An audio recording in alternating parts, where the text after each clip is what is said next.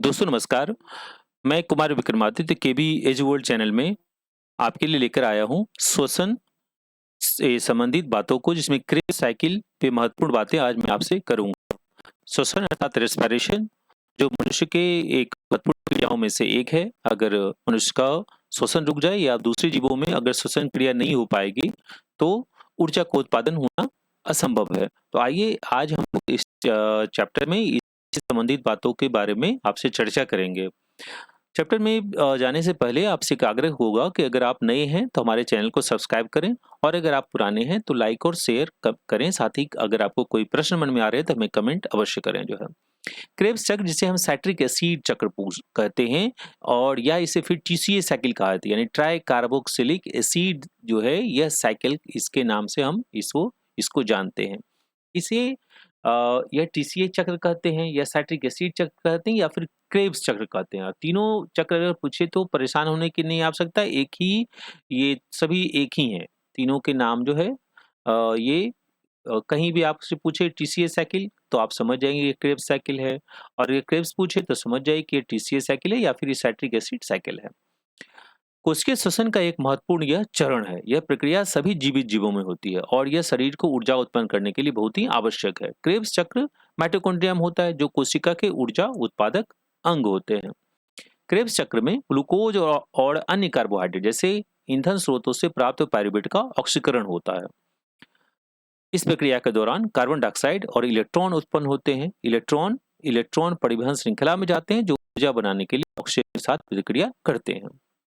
Krebs चक्र में होने वाली प्रतिक्रियाओं की एक श्रृंखला एटीपी के रूप में कोशिका के लिए ऊर्जा जारी करती है, जो जीवन के लिए बहुत ही आवश्यक होता है। क्रेब्स चक्र में जो ये प्रतिक्रिया होती है उसकी एक श्रृंखला होती है, वो एटीपी के रूप में कोशिका के लिए ऊर्जा जारी करती है, और जिस जो जीवन के लिए बहुत ही आवश्यक होता है। तो अगर आपसे पूछे, ये इसी जगह क्वेश्चन जो आपसे पूछा जाता है कि क्रेब्स साइकिल जो है शरीर के किस अंग में होता है, तो वह कोशिका के माइटोकॉन्ड्रिया में होता है। वही माइटोकॉन्ड्रिया जिसे हम powerhouse of the cell कहते हैं। अब क्रेब्स साइकिल में क्या होता है, तो क्रेब्स साइकिल में ग्लूकोज और अन्य कार्बोहाइड्रेट जैसे ईंधन स्रोतों से जो हमें पायरुवेट का ऑक्सीकरण होता है, उससे ही ऊर्जा जो है रिलीज होती है, जो एटीपी के रूप में हमें प्राप्त होता है। अब अगर एटीपी हमें प्राप्त नहीं होगा तो हम अपने शरीर के बाकी अंग को कैसे सुचारू रूप से चला पाएंगे, इसीलिए आवश्यक है इस क्रेब्स साइकिल का होना।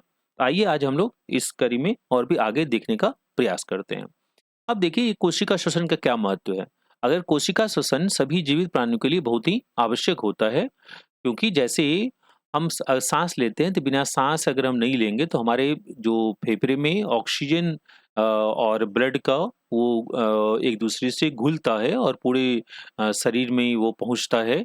उसी तरीके से अगर कोशिकीय श्वसन ना हो तो फिर क्या होगा कि हमें जिंदा रहने के लिए ऊर्जा नहीं मिल पाएगी, और यह प्रक्रिया कोशिकाओं के अंदर होती है और ग्लूकोज का ऑक्सीकरण होता है, और इसी जगह पे एटीपी नामक ऊर्जा अणु का उत्पादन होता है। तो यह इसका कोशिका श्वसन का ये महत्व है।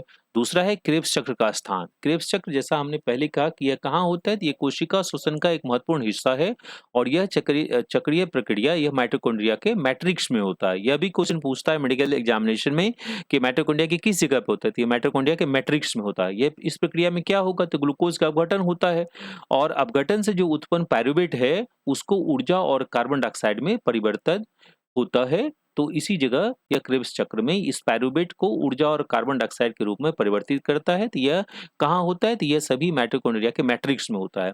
अब इस क्रेब्स का उद्देश्य क्या है, तो क्रेब्स चक्र का मुख्य उद्देश्य एटीपी अणुओं का उत्पादन करना होता है। ये यही इसका मुख्य उद्देश्य, अगर एग्जाम में पूछे कि क्रेब्स चक्र का पर्पस क्या है, तो वह एटीपी अणुओं का उत्पादन करना। यह कोशिकाओं को ऊर्जा प्रदान करती है, और यह जो साइकिल है यह ईंधन के रूप में ग्लूकोज के अपघटन के माध्यम से इलेक्ट्रॉनों को इकट्ठा करने और परिवहन करने का भी काम करता है। यह बहुत महत्वपूर्ण इसके काम है कि इस चक्र में ईंधन के रूप में ग्लूकोज का अपघटन के माध्यम से इलेक्ट्रॉनों को जो इकट्ठा किया जाता है उसका परिवहन करने का भी काम यही करता है। हम लोगों ने देखा, अब देखिए कि यह कोशिका शोषण, यह देख रहे हैं आप, ये कोशिका का एक बताया गया है कि कैसे कोशिका शोषण करता है। ये देखिए यही जो है, ये माइटोकॉन्ड्रिया का ये पार्ट है, इसी में जगह पे यह आपका कोशिकीय श्वसन संपन्न होता है। तो कोशिकीय श्वसन एक महत्वपूर्ण जैविक प्रक्रिया है जो जीवित कोशिकाओं द्वारा ऊर्जा उत्पन्न करने के लिए ग्लूकोज और अन्य कार्बनिक अणुओं को तोड़ने के लिए होता है। यह प्रक्रिया 3 मुख्य चरणों में विभाजित होती है। पूछता है यह एग्जाम में कि इसके कितने चरणों में? तो 3 चरणों में। क्या-क्या है होता है? तो ग्लाइकोलिसिस होता है, क्रेब्स चक्र होता है और साथ-साथ इलेक्ट्रॉन परिवहन श्रृंखला। ये 3 चरण में मुख्य रूप से कोशिकीय श्वसन विभाजित होती है। पहला कौन सा? ग्लाइकोलिसिस, दूसरा है क्रेब्स चक्र और तीसरा हो गया इलेक्ट्रॉन परिवहन श्रृंखला। तो यह देखिए कि कोशिकीय श्वसन का मुख्य उत्पाद वो क्या था? आपको पिछले भी पहले हमने बताया, तो वो एटीपी होता है, यानी एटीपी दैट मीन्स कि एडिनोसिन ट्राइफॉस्फेट। यह एक ऊर्जा समृद्ध अणु जो जीवित कोशिकाओं द्वारा सभी आवश्यक जैविक प्रक्रियाओं को चलाने के लिए उपयोग किया जाता है। कोशिका श्वसन के माध्यम से जीवित प्राणी जीवित रहने और कार्य करने के लिए आवश्यक ऊर्जा प्राप्त करते हैं। ये कोशिका श्वसन का महत्वपूर्ण काम 3 हो गया। इसके चरण कितने? 3 हुए। ग्लाइकोलाइसिस, क्रेब्स चक्र और इलेक्ट्रॉन परिवहन श्रृंखला। कोशिका श्वसन का मुख्य उत्पाद क्या है? एटीपी, एडेनोसिन ट्राइफॉस्फेट है। यह एक ऊर्जा समृद्ध अणु है जो जीवित कोशिकाओं द्वारा सभी आवश्यक जैविक प्रक्रियाओं को चलाने के लिए उपयोग किया जाता है। हम जो कुछ भी काम कर रहे हैं, अभी मैं आपको पढ़ा रहा हूँ, ये भी कहाँ से? तो यही एटीपी से जो है, जो एनर्जी रिलीज हो रही है, उसी कारण मैं आपसे पढ़ा पा रहा हूँ। तो कोशिका श्वसन के माध्यम से जीवित प्राणी जीवित रहने और कार्य करने के लिए जो आवश्यक ऊर्जा वहीं से प्राप्त करते हैं। तो कोशिका श्वसन के यह बहुत ही आवश्यक होता है हमारे शरीर के बाकी कोशिकाओं को जिंदा रखने के लिए। ये देखिए माइटोकॉन्ड्रिया। माइटोकॉन्ड्रिया क्या है? तो माइटोकॉन्ड्रिया हमने पहले बताया कि powerhouse of the cell है। इसमें माइटोकॉन्ड्रिया कोशिकाओं के अंदर पाए जाने वाले ऑर्गेनेल होते हैं जिन्हें ऊर्जा का घर कहा जाता है। उसे क्या कहते हैं? ऊर्जा का घर कहते हैं। ये कोशिका के लिए ऊर्जा उत्पादन के लिए जिम्मेवार होते हैं और कोशिका के विभिन्न कार्यों के लिए यह बहुत ही आवश्यक होता है। माइटोकॉन्ड्रिया में अपनी स्वयं की डीएनए होती है। यह भी एग्जाम में पूछता है, इसमें से कौन से ऑर्गेनेल्स होते हैं? सेल ऑर्गेनेल जिसका अपना डीएनए होता है, तो वो माइटोकॉन्ड्रिया होता है, जो ये बताता है कि एक बार स्वतंत्र जीव थे जो कोशिकाओं में मिल गए थे। माइटोकॉन्ड्रिया का आकार और आकृति ये अलग-अलग कोशिकाओं में भिन्न होती है, लेकिन आम तौर पे वे बीन्स के आकार के होते हैं। उन्हीं के पास 2 झिल्लियाँ होती है, एक बाहरी झिल्ली और एक आंतरिक झिल्ली, यानी 2 मेम्ब्रेन से मिलकर यह बना होता है। आंतरिक झिल्ली कई गुना में मुरी होती है, जिसे क्रिस्टी कहा जाता है ना? आप जब अगर माइटोकॉन्ड्रिया का फिगर आपको याद होगा, तो उसमें आंतरिक झिल्ली में जो कई फोल्डेड स्ट्रक्चर होते हैं, जिसे हम क्रिस्टी कहते हैं, जो सतह क्षेत्र को बढ़ाता है और ऊर्जा उत्पादन को भी वह बढ़ाने में मदद करता है। अब हम बात करते हैं कार्बोहाइड्रेट चक्र का। अब देखिए, इससे पहले हमने जो क्रेब्स साइकिल में चर्चा किया था, अब आते हैं कार्बोहाइड्रेट चक्र। तो कार्बोहाइड्रेट चक्र क्या है? जिसे क्रेब्स चक्र, इसी हमने कहा था कि अ, इसी चक्र को 3 नाम से जाना जाता है। एक है कार्बोहाइड्रेट चक्र, दूसरा है क्रेब्स चक्र और तीसरा है साइट्रिक एसिड चक्र जो है। तो आइए इस चक्र के बारे में हम चर्चा करते हैं। ये कोशिकीय श्वसन का एक महत्वपूर्ण चरण है। ये एक चक्रीय प्रक्रिया है जो माइटोकॉन्ड्रिया में होता है, जो कोशिकाओं की ऊर्जा उत्पादन के लिए जिम्मेवार है। यह चक्र कार्बोहाइड्रेट के ऑक्सीकरण से ऊर्जा उत्पन्न करता है, जिससे एटीपी के रूप में ऊर्जा निकलती है। और इसकी प्रक्रिया कैसे होती है? तो कार्बोहाइड्रेट जब ग्लूकोज का अपघटन शुरू होता है, ग्लूकोज जो है उसका अपघटन होगा, जो पाइरूवेट में परिवर्तित होता है, यानी C6H12O6 जो है वह बढ़ जाता है और कार्बन के 3 कंपाउंड वाले पाइरूवेट में ये परिवर्तित होता है। पाइरूवेट फिर माइटोकॉन्ड्रिया में प्रवेश होता है और एसिटाइल जो है कोएंजाइम में वह परिवर्तित होता है। यह एसिटाइल कोएंजाइम क्रेब्स चक्र में पाया जाता है और श्रृंखला में प्रतिक्रिया में वह शामिल होता है, जिसके परिणामस्वरूप ऊर्जा, कार्बन डाइऑक्साइड और इलेक्ट्रॉन वाहक जैसे NADH और FADH2 का उत्पादन होता है। यही पूछता है कि NADH और FADH2 इसका उत्पादन किस जगह पे होता है? तो यह पाइरूवेट का जब टूटना होता है या माइटोकॉन्ड्रिया में प्रवेश करता है, उसी जगह पर यह प्रक्रिया संपन्न होती है। कौन? और उसमें इसमें पाइरूवेट किस में टूटता है? तो वो एसिटाइल कोएंजाइम में परिवर्तित हो जाता है और यह एसिटाइल कोएंजाइम क्रेब्स चक्र में प्रवेश करता है और फिर एक श्रृंखला में प्रतिक्रिया में वो शामिल होता है, जिसके परिणाम स्वरूप ही NADH, FADH2 और कार्बन डाइऑक्साइड और यह उसका उत्पादन होता है। अब देखिए ग्लूकोज का अपघटन जो है, जब ग्लूकोज का अपघटन कोशिकीय श्वसन का एक महत्वपूर्ण चरण है। यहाँ होता क्या है कि यहाँ ऊर्जा का यह जो एक महत्वपूर्ण स्रोत है, इस प्रक्रिया में ग्लूकोज के छोटे-छोटे अणु में इसको तोड़ा जाता है। उससे ऊर्जा उत्पादन में हम लोग उपयोग करते हैं, तो कोई भी जीव शरीर उसका उपयोग करता है। तो आप देखिए, तो पहला काम क्या है, ग्लूकोज का अपघटन। तो ग्लूकोज का अपघटन क्या होगा, अपघटन में टूटना। तो कैसे टूटेगा, तो बड़े अणु जो छोटे अणु में परिवर्तित हो जाते हैं, ग्लूकोज का छोटे छोटे अणु में टूटना। दूसरा है पायरुवेट का उत्पादन, तो ग्लूकोज ही पायरुवेट में कन्वर्ट हो गया, ग्लूकोज के अपघटन से पायरुवेट बना। और पायरुवेट जो है वह क्रेब्स चक्र में प्रवेश करता है, और जब यह क्रेब्स चक्र में प्रवेश करेगा तो अधिक ऊर्जा उत्पादन करता है।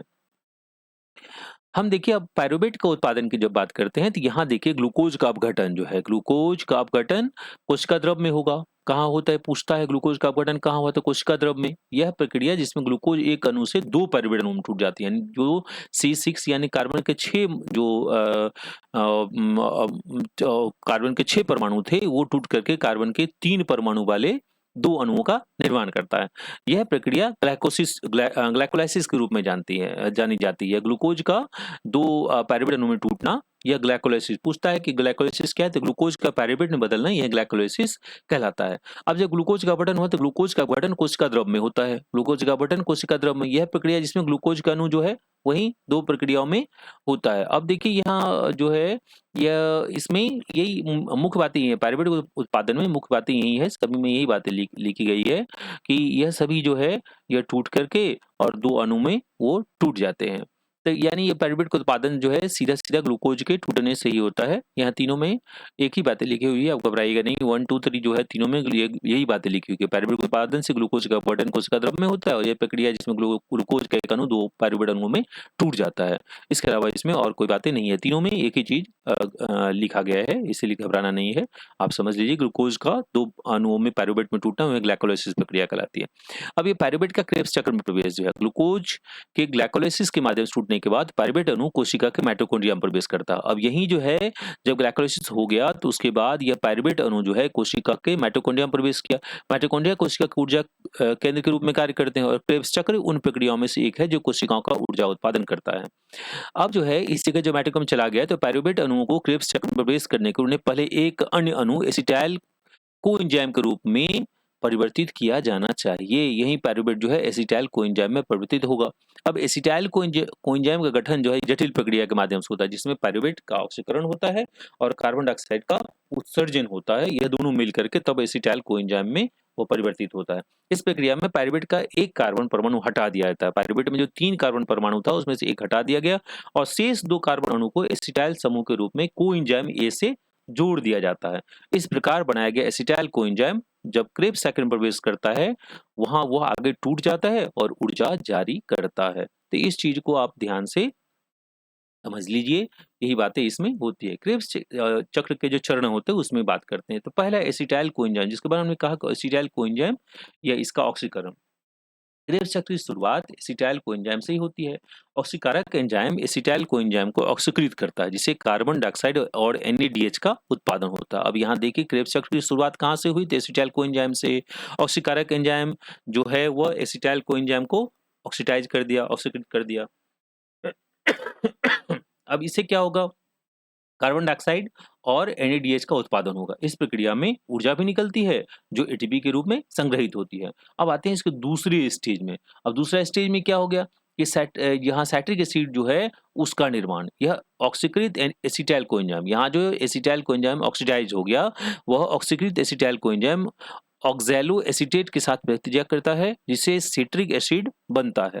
यह चरण क्रेब्स चक्र का बहुत ही महत्वपूर्ण चरण होता है, और पहला चरण है जो प्रतिक्रिया की शुरुआत करता है। यानी फर्स्ट चरण में क्या हुआ, एसिटाइल कोएंजाइम के जो है वह ऑक्सीजन से मिलकर के उसको ऑक्सीडाइज किया, और कार्बन डाइऑक्साइड और NADH का उत्पादन हुआ। अब यहाँ जो ऑक्सीडाइज्ड एसिटाइल कोएंजाइम है, वह ऑक्सैलो एसीटेट के साथ प्रतिक्रिया करता है, जिससे साइट्रिक एसिड बनता है।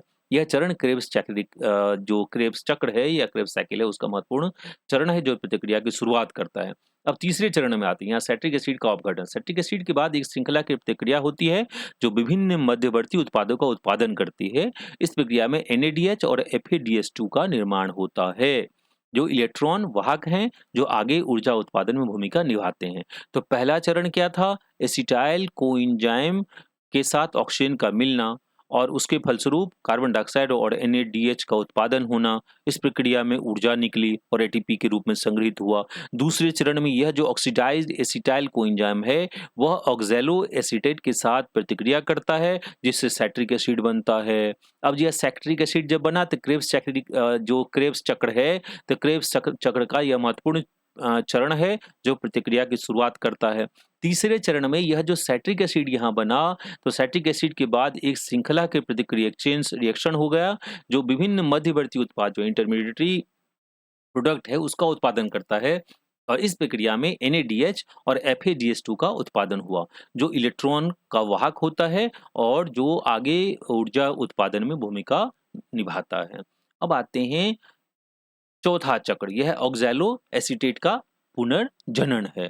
अब देखिए कि इस जगह पे क्या हुआ कि इस जगह पे अंतिम चरण में ऑक्सैलो एसीटेट को फिर से बनाया जाता है, जो कि प्रारंभिक पदार्थ था। शुरू में क्या था, वह ऑक्सैलो एसीटेट जो है वह उसको फिर से बनाया गया, जो कि शुरुआती वो पदार्थ था। इस चरण के साथ ही यह चक्र पूरा होता है और नए एसिटाइल कोएंजाइम के लिए तैयार हो जाता है। अब देखिए जहां से शुरू हुआ था उसी जगह फिर हम आ गए। तो यह चक्र जो है यह चलते रहता है हर हमेशा इंसान के और साथ-साथ अन्य जीवों के शरीर में, और हम यह जो है जब होता है तो इससे जो ऊर्जा मिलता है उसे सभी लोग अपना काम करते हैं। जो फिगर देख रहे हैं इसी चीज को यहाँ दर्शाया गया कि एक तरफ से यह साइकिल हो रहा है कंप्लीट जो है, और फिर यही प्रक्रिया हर हमेशा चलते रहती है।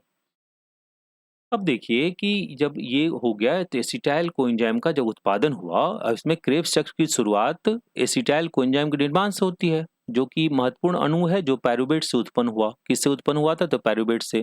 पायरुवेट ग्लूकोज के अपघटन के दौरान बनने वाला एक अणु माइटोकॉन्ड्रिया के मैट्रिक्स में प्रवेश किया। वहां यह एक एंजाइम के साथ प्रतिक्रिया करता है, जो इसे कार्बन डाइऑक्साइड और एसिटाइल समूह में बदल देता है। एसिटाइल समूह को फिर कोएंजाइम ए में जोड़ा जाता है, जैसे एसिटाइल कोएंजाइम बनता है।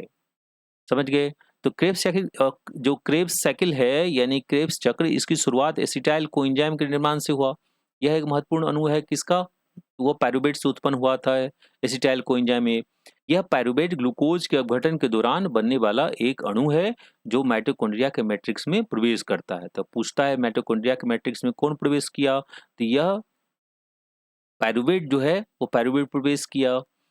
उसके बाद जो है वहाँ यह एक एंजाइम के साथ यह पायरुवेट प्रतिक्रिया किया और कार्बन डाइऑक्साइड और एसिटाइल समूह में यह बदल दिया।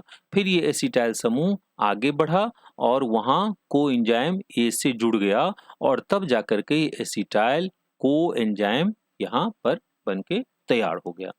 अब देखिए यहाँ सिट्रिक अम्ल का उत्पादन हुआ। तो क्रेब्स चक्र के दूसरे चरण में जो एसिटाइल कोएंजाइम था वह ऑक्सैलो एसीटेट के साथ प्रतिक्रिया किया, जिससे एक 6 कार्बन अणु जो है वो सेट्रिक एसिड का निर्माण होता है। सेट्रिक एसिड एक प्रमुख मध्यवर्ती है जो कई मेटाबॉलिक एक्टिविटी यानी चयापचय प्रक्रियाओं में भाग लेता है। सेट्रिक अम्ल के उत्पादन में NADH का भी उत्पादन होता है, जो एक प्रमुख इलेक्ट्रॉन वाहक होती है, इलेक्ट्रॉन को कैरी करता है, और यह प्रतिक्रिया एंजाइम सिट्रेट सिंथेज के द्वारा उत्प्रेरित होती है। पूछता है कि यहाँ जो है कौन सा एंजाइम इसको इस प्रतिक्रिया को संपन्न कराने में मदद करता है, तो यह जो है केवल उत्प्रेरक कैटलिस्ट का काम करता है, ये केवल हिस्सा नहीं लेता है, केवल यह उत्प्रेरण का काम करता है एंजाइम। तो यह जो है उसका नाम है सिट्रेट सिंथेज, याद रखेंगे, इसको पूछता है मेडिकल एग्जाम वगैरह में या आपको इंटरमीडिएट के एग्जाम में भी, मेट्रिकुलेशन में भी पूछ देता है कभी कभार कि कौन सा एंजाइम, तो वो सिट्रेट सिंथेज द्वारा उत्प्रेरित होता है। NADH और FADH2 का उत्पादन क्रेब्स चक्र के दौरान जो NAD+ है और FAD जैसे इलेक्ट्रॉन वाहक अणु हाइड्रोजन परमाणु को ग्रहण करके NADH और FADH2 में बदल देता है। ये अणु ऊर्जा से भरपूर होते हैं और इलेक्ट्रॉन परिवहन श्रृंखला में ऊर्जा के स्रोत के रूप में काम करते हैं। यह जो है तो क्रेब्स चक्र के दौरान क्या निकला, तो NAD+ जो है और FAD जैसे इलेक्ट्रॉन वाहक अणु हाइड्रोजन परमाणु को ग्रहण करके NADH और FADH2 में बदल दिया। ये अणु ऊर्जा से भरपूर होते हैं और इलेक्ट्रॉन परिवहन श्रृंखला में ऊर्जा के स्रोत के रूप में काम करते हैं। इलेक्ट्रॉन परिवहन श्रृंखला में NADH और FADH2 से इलेक्ट्रॉन ऑक्सीजन तक स्थानांतरित होते हैं, जो पानी के निर्माण में योगदान करते हैं। इस प्रक्रिया में ऊर्जा मुक्त होगी। तो यह जो है एटीपी के रूप में यह कोशिका द्वारा संग्रहित कर ली जाएगी, जो कोशिका के विभिन्न कार्यों के लिए आवश्यक ऊर्जा का मुख्य स्रोत है। तो ऐसे ही ये संपूर्ण प्रक्रिया जो है एनएडीएच और एफएडीएच2 के उत्पादन के साथ ही ये एटीपी का फॉर्मेशन हो गया, और ये जब या एटीपी का फॉर्मेशन हो गया तो ये हमारे जो शरीर में कोशिका में उसमें स्टोर रहती है, और जब हम काम करते हैं तो वहीं से हमें मुख्य रूप से ऊर्जा मिलती रहती है। अब ऊर्जा का जो उत्पादन है, यह देखिए क्रेब्स चक्र के दौरान एटीपी यानी एडिनोसिन ट्राइफॉस्फेट के रूप में जो ऊर्जा का उत्पादन हुआ, जो कोशिकाओं द्वारा ऊर्जा के प्राथमिक रूप के रूप में उपयोग किया गया। यह एनएडीएच और एफएडीएच2 जैसी इलेक्ट्रॉन वाहक अणुओं का भी उत्पादन होता है, जो इलेक्ट्रॉन परिवहन श्रृंखला में उपयोग किए जाते हैं, जिससे अधिक एटीपी का उत्पादन होता है। अब क्रेब्स चक्र जो है, इसमें एटीपी उत्पादन और एनएडीएच और एफएडीएच2 उत्पादन में यानी प्रति चक्र जो है क्रेब्स चक्र में 2 एटीपी का उत्पादन हुआ, और यह 3 एनएडीएच प्लस 1 एफएडीएच2 का निर्माण होता है। अब देखिए क्रेब्स चक्र का महत्व क्या है। तो यह जो है ऊर्जा उत्पादन, यह क्रेब्स चक्र एटीपी के रूप में कोशिकाओं को ऊर्जा प्रदान करता है। यह ऊर्जा कोशिकाओं के सभी महत्वपूर्ण कार्यों को करने के लिए आवश्यक है। यहाँ एटीपी का उत्पादन ऑक्सीडेटिव फॉस्फोराइलेशन नामक प्रक्रिया द्वारा किया जाता है। अब इस जगह पूछता है यह एग्जाम में कि यहाँ एटीपी का उत्पादन कैसे किया जाता है। तो एटीपी का उत्पादन ऑक्सीडेटिव फॉस्फोराइलेशन नामक प्रक्रिया द्वारा किया जाता है। अब जो मेटाबॉलिक एक्टिविटी है, चयापचय क्रिया, क्रेब्स चक्र कोशिका के चयापचय में एक महत्वपूर्ण भूमिका निभाता है। यह कई चयापचय क्रिया जो है उसके पथों से जुड़ा हुआ है, और यह विभिन्न अणुओं के निर्माण और टूटने में शामिल है।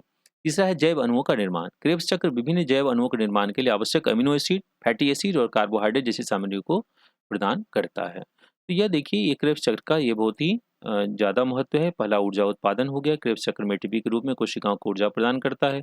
यह ऊर्जा कोशिकाओं के सभी महत्वपूर्ण कार्यों करने के लिए बहुत ही आवश्यक है, जहाँ एटीपी का उत्पादन ऑक्सीडेटिव फॉस्फोराइलेशन नामक प्रक्रिया द्वारा हुआ। और चयापचय चक्र जो है क्रेब्स चक्र में के कोशिका में चयापचय में एक महत्वपूर्ण भूमिका निभाता है, और यह कई चयापचय पथों से जुड़ा होता है, और यह विभिन्न अणुओं के निर्माण टूटने में शामिल है। और जैव अणुओं का निर्माण, क्रेब्स चक्र में विभिन्न जैव अणुओं के निर्माण के लिए आवश्यक अमीनो एसिड या फैटी एसिड और कार्बोहाइड्रेट जैसे सामग्रियों को यह प्रदान करता है। अब देखिए कि यह इस तो फाइनली निष्कर्ष क्या निकला? निष्कर्ष निकला कि क्रेब्स चक्र कोश के श्वसन का एक महत्वपूर्ण चरण है, जो हमारे शरीर के लिए ऊर्जा का उत्पादन करने में महत्वपूर्ण भूमिका निभाता है। यह चक्र ग्लूकोज के ऑक्सीकरण के माध्यम से एटीपी के रूप में ऊर्जा प्रदान करता है, जो हमारे शरीर के विभिन्न गतिविधियों के लिए ईंधन प्रदान करता है। क्रेब्स चक्र के माध्यम से कार्बन डाइऑक्साइड और पानी जैसे अपशिष्ट उत्पाद भी उत्पन्न होते हैं। क्रेब्स चक्र में विभिन्न एंजाइम शामिल होते हैं, जो प्रत्येक चरण को नियंत्रित करते हैं, और यह सुनिश्चित करते हैं कि यह प्रक्रिया कुशलतापूर्वक पूरी हो। इस चक्र की गहरी समझ हमें कोशिकीय चयापचय और विभिन्न बीमारियों के विकास को समझने में मदद करती है। तो हमें आशा है कि आपको ये क्रेब्स साइकिल कुछ हद तक समझ में आ गया होगा। बाकी और भी कुछ महत्वपूर्ण बातें हैं जो इस स्लाइड में मैं नहीं दे पाया, चूँकि बहुत लंबा हो गया था। अगली फिर कभी किसी वीडियो में मैं और भी इसके कुछ महत्वपूर्ण भागों को लेकर के आपके सामने आऊँगा। तब तक के लिए गुड बाय, शुभ रात्रि। बहुत-बहुत धन्यवाद कि आपने मुझे धैर्य से सुना। जाते-जाते फिर से आपसे एक निवेदन कि अगर नए हैं तो मुझे सब्सक्राइब करें, और पुराने हैं तो लाइक, कमेंट और शेयर अवश्य करें। बहुत-बहुत धन्यवाद।